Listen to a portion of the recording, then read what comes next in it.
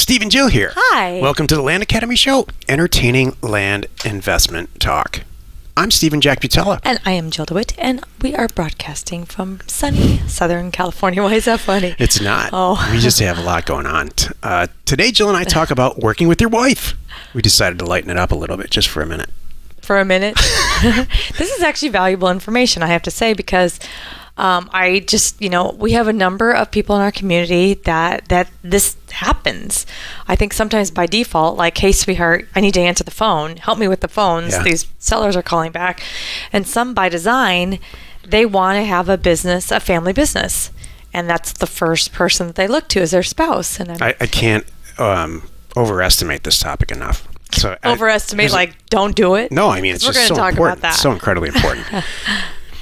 I was yesterday. Here's a little anecdote before we start the show. Yesterday, I was horsing around on YouTube, and there's this couple from Pennsylvania that bought a very large boat. They never had a boat before, and they bought this boat. And the first episode of this what is now like the very, very popular show on YouTube is them going over what the heck did we do, how much does it cost, and so I watched the whole thing, and it ended up being, and in the end, cheaper than like actually having a nice house. True. So that's what they did. So they they're doing it right now in real time, all called The Loop, on the East Coast. And my comment on the YouTube page was, yeah, it's expensive and it costs some money, but finding a woman, because his wife's like you, enthusiastic and interested and showing up. Right. And I'll tell you what, so my comment was, yeah, it costs a lot of money, but finding an enthusiastic female who really is actually interested in this stuff. And stuff that you're priceless. interested in? Thank you. Exactly. She seemed like she was into it, or she should get an Academy Award. She might get an award. Just kidding. Move on. Before we get into it, let's take a question posted by one of our members on the Land Investors online community. It's free.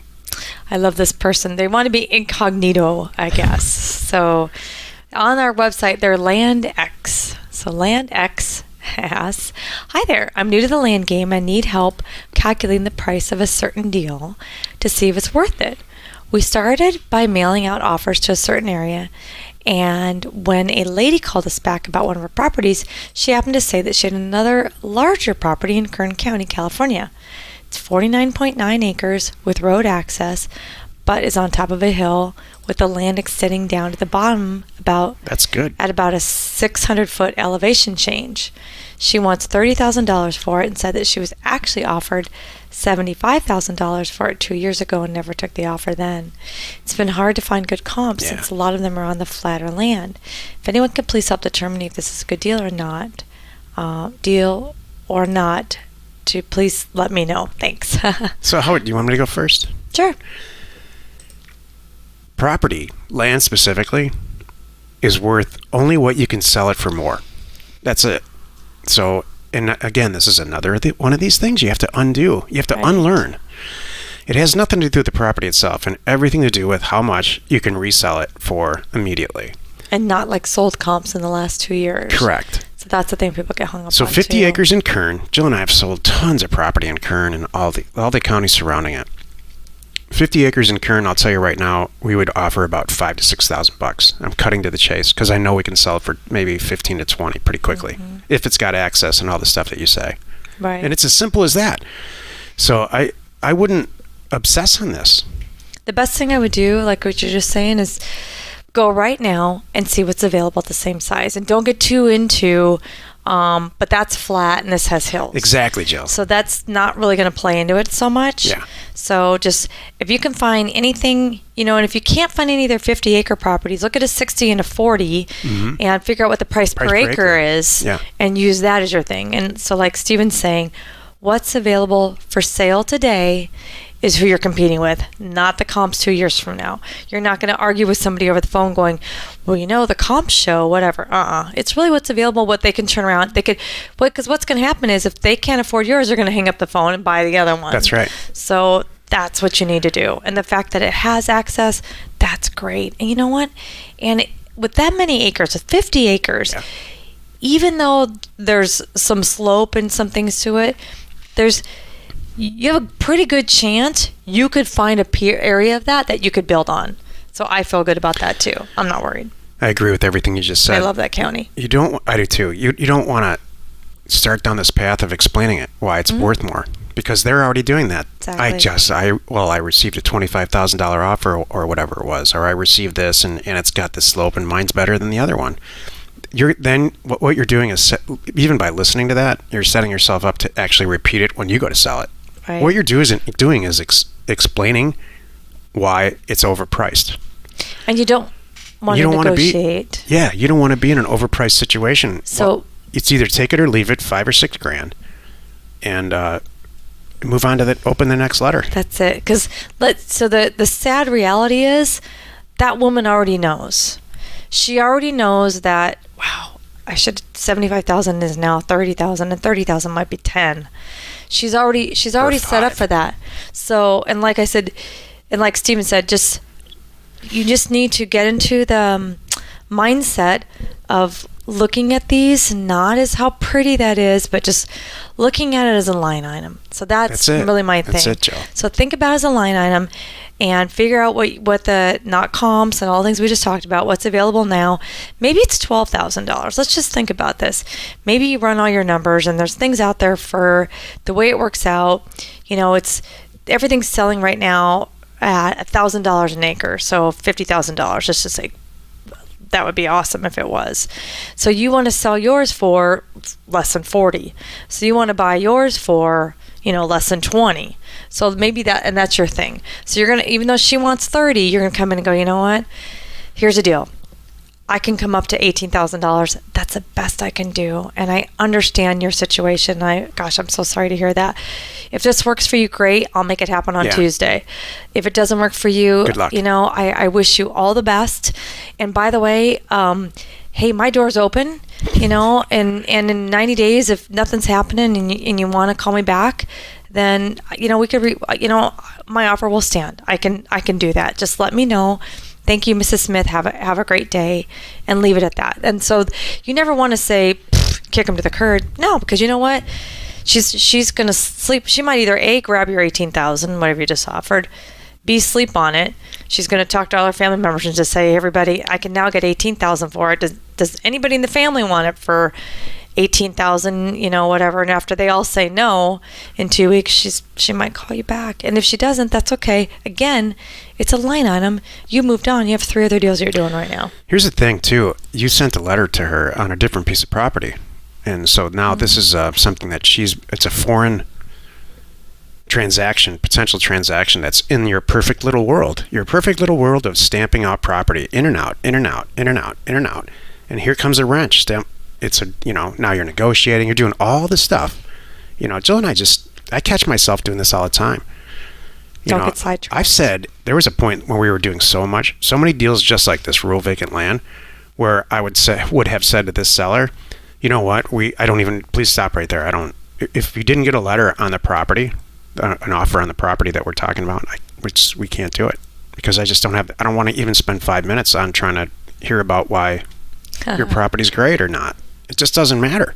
It's all just money. It's a tough one because sometimes we always say that's when some great deals just come at you. We had some home runs that come at you that I wasn't looking for. Here's an example. And I'm glad I grabbed them. So, by the way, Land X, hopefully if you're still working on the other property, make her. Yeah. Think about this too. Yeah. Okay, now you got 2 that she wants to sell. Oh, you did $6,000 for everything. Just exactly. And however she in her head does the math on I'm actually getting 20 for this one and 2 for this one, whatever. When you see it as I'm paying 15 and, whatever, 15 and 7.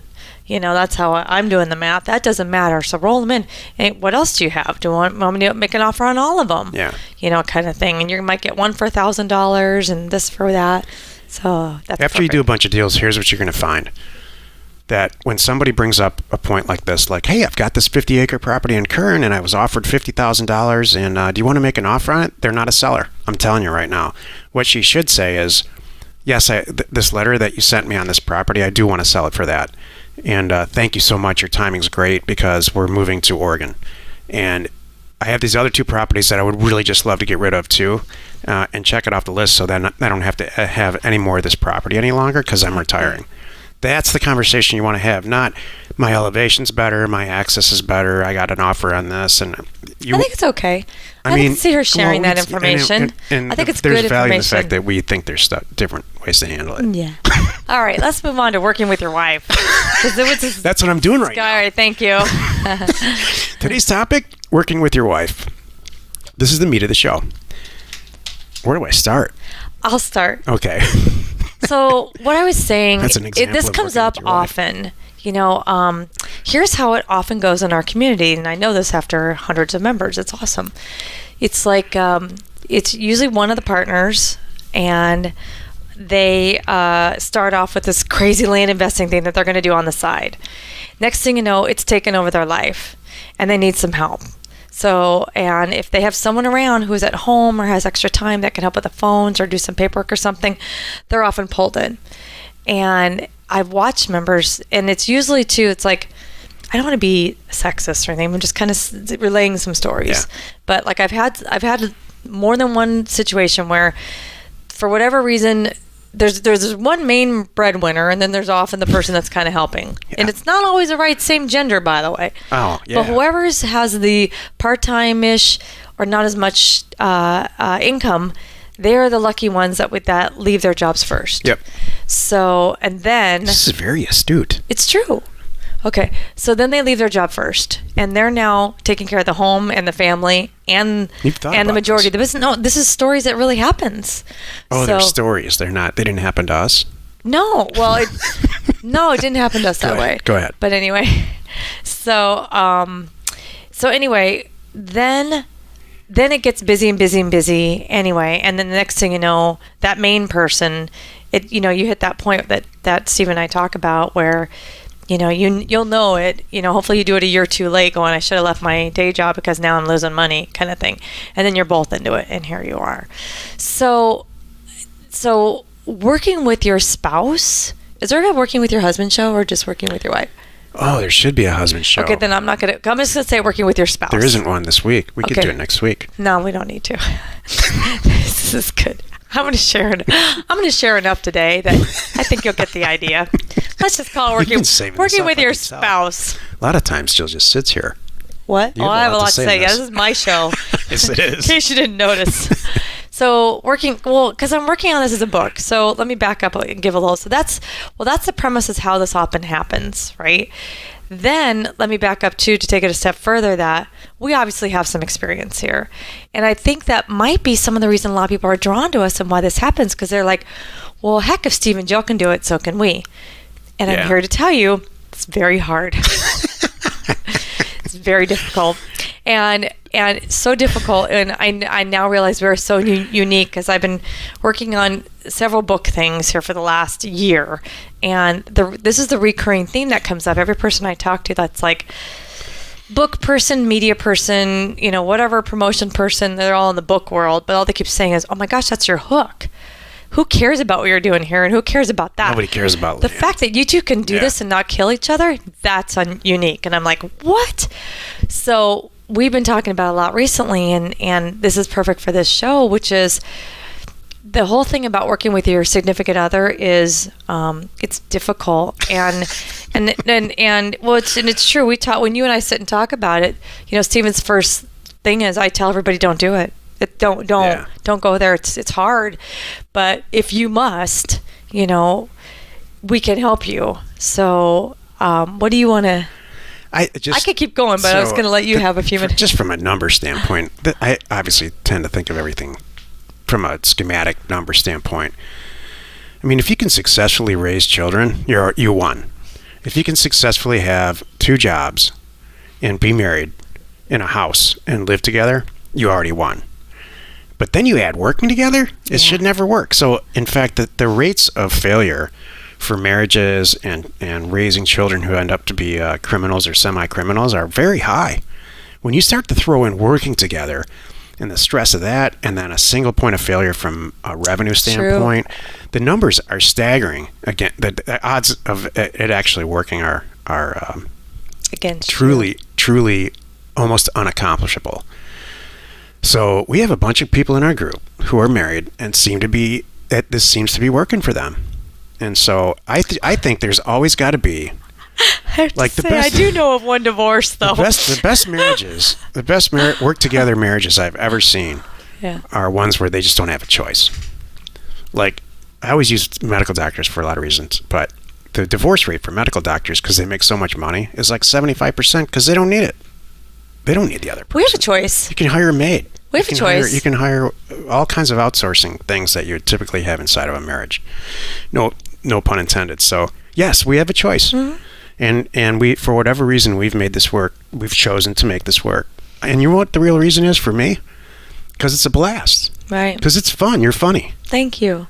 Because this is funny. This whole thing. And we continue to make more money. Exactly. And that's even more funny. Thank you. So, yeah, it's all a real serious topic. But, I mean, if you're not laughing and horsing around and having fun. That's a good point. It's just not. That's true. You do have to. So, I want to give some good tips to help with this. Okay. If you must do it, if you thinking you're in the 1 percentile of people right, who can actually have a marriage and have, a business together and live in the same house and figure all that out. Work on the income together. What are your tips for the 1%? So my tips are, number one, some of the things that will be in the book that I'm doing too right now. Lay out the ground rules ahead of time, maybe even a contract. Yeah, write it out. And decide who's doing what and have it in writing. Make sure your paychecks are equal. You guys should each get equal pay. This is good advice. Thank you. And when you divide up the roles, after you divide up the roles and you shake hands on who's doing what, you need to stay the heck out of the other person's way. Yeah. Don't mess with their stuff. Yep. You cannot, nothing will lead to an argument faster than if you sit down and critique what the other person's doing on their side of the sheet. That's right. That's an instant failure. That's somebody sleeping on the couch or getting a hotel room that night. Not that we've done that. Just saying. So she means literally take a piece of paper. Yeah, write it down. Write a line down the middle. And one side is acquisitions, one side is sales, one side is running the office, one side is hiring, one side is and here's what I have to school, say. One side is picking kids up from school. And you should divide up. You need to each respect what each person's good at and let that person have that role. Then when you get down, you remember playing dodgeball? Remember dodgeball? You line up all the kids. And you pick he's the fastest, and you one by one pick all the kids. Yeah.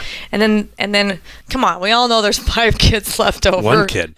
Well, the last kid. And then it gets down to that too. But wait, you're at the end going, all right, you have 5 kids left over, and you're looking at, well, who's of the 5 that are left over, what's the best I got to work with here? All right, I'll take him. You're stuck with him, and you're stuck with that. It's kind of like that with your jobs. I hate to say this. So at the very end, after you divide up all the good stuff, and you know that, hey, I'm great at this one's mine. You're great at that one's yours. Then what's left is the poopy stuff, and it's like, I don't want deeds. Oh, I don't want deeds. All right, well, you know what I mean? Then you have to, no, you don't, I don't think you can afford it yet. All figured out. I do. Hold on a moment. You can't afford that yet. Work with me, Stephen. Just make it fair. Like, all right, and talk through it. I'll do deeds, but you got to do property posting because I hate deeds, but I hate property posting more, and I think this works. Done. And then stick to it. So I think that's fair. That's what we did. Eventually, you can hire it out, but right now you're working with your wife, and maybe you have a day job, Yeah. And or somebody has a day job and somebody's doing this, and this is for a lot of us, this is the goal. This is an important show for me because I think for a lot of people here, I know people in our group that their goal, it may not be to necessarily work with their spouse, but they need to be able to have this business take over so no one has to work outside the home. Yeah. And maybe working with their spouse is not necessarily, I need you in my business, but it might be something like, I need you to run the rest of our life, kind of thing. So everybody's got to be on the same page. Here's why this works in summary, unless you have lots more to say. Oh, I do, but go ahead. It's okay. We need to. Here's why it works. It works because, for us anyway, because Jill and I have the same 10 miles out goal. Right. We both want to get to the same place, and it's a lot more. It's a lot easier to define than I just don't want Jill to work at American Airlines. It's more like we have a same revenue goal. We both want to retire in the same place geographically. I mean, it's pretty detailed. And then both of us fully realize that we have different ways of going about that. Right. And a different way to do it on a day-to-day basis to get to that same goal. That's the real secret, I think. Right. Is they have the same goal. And I fully expect it to fail next week. And I don't mean like blow up. I just mean, oh man, that didn't work. We worked on a project together. We started yelling at each other, back off. And then kind of restart and say, that didn't work. So I'll take it over, or she'll take it over, or whatever. And you just fix it. So it's tacking, like in sailing. You got to tack back and forth. I think that's one of the things. To get to that goal. If you could find the yin and the yang like we do, that's the best too. And it was not smooth sailing in the beginning at all. Well, we had to learn. I like to think that you're together. If you're working with your spouse, you're together for a reason. Number one, you already picked him as a spouse, so you know that you have a chance. You don't pick two people like you usually, because a lot of things will fail, not just your business. So, like it's like raising kids. If both of our parenting styles are hands-off parenting, these kids would be running the show and they'd be running amok, and we'd be getting a call from the principal every day, which we don't, because one of us steps in and discipline, and it's funny that it changes now and then. So, right, because we send them away. Exactly. So we'd be like, oh, your problem now. No, just kidding. But don't tease me. But it's funny. One of the things that struck me is you said you expect things to fail, but that's just how you look at things, and that's okay. Then you're pleasantly surprised. I expect things to succeed, and we meet in the middle. Yeah. So I hope that helps everyone. I think that will. Well, you've done it again. You spent another 15 minutes listening to the Land Academy show. Join us next time, where we talk about the rules are made for the lowest common denominator. I'll explain tomorrow. And we answer your questions, post it on our free online community, and you can find it at landinvestors.com. You are not alone in your real estate ambition. I could have gone even longer on that, which is actually funny. No, it's okay. I know it's going over, but it's actually really helpful. No, I'm learning a lot too. No, I really do think I covered a lot of it. It's setting up expectations, following through, sticking to it, having fun. It's funny. I'm surprised that didn't come up to me the first. Having fun. Usually that's me. Boy, what does that say about me right now? I'm so into. Well, you're writing a book. But everything should be fun though. That doesn't make a difference. It should be. I know. That's part of it. It should be easy to flip land, and sometimes it's not. I used to be the one that would walk in every day, and you were serious in work, and I'd say, God, jeez, just lighten up, everybody. And now you're telling me to lighten up, which I think is funny. You're like, have fun. I'm like, oh, I forgot about that. We have different stress points. The better you get, the better you know your business partner, life partner, or spouse that you're working with, the better. And I know what your stress points are. My stress points were, years ago, cash flow. And since then, honestly, everything else is just details. But once you cross, you're making an X amount of money per month, and you're on a positive side cash flow scenario, and it's pretty consistent, and people aren't, you and your spouse are not killing each other and killing it at work and trying to, not getting ahead. That big, Once you're ahead, now it's just details. Yeah, we have all kinds of stuff, and we get stressed out, but the real stress, the money stress, and the quality of life stress is gone. And that, for me, then that's when I can start to have fun with it. But before that, it's a total disaster. Trust me. True. So that's my goal for you. My goal. I'm going to end on this for me in the after show here. My goal for you is just think about getting to that point. Have some fun along the way, but think about getting to the point where you both look at each other like we do and say, "What do we really have to complain about right now?" That's the reality. That's exactly right. Share the fun on iTunes or wherever you're listening. And while you're at it, please rate us there and please subscribe. We are Steve and Jill. Information and inspiration to buy undervalued property.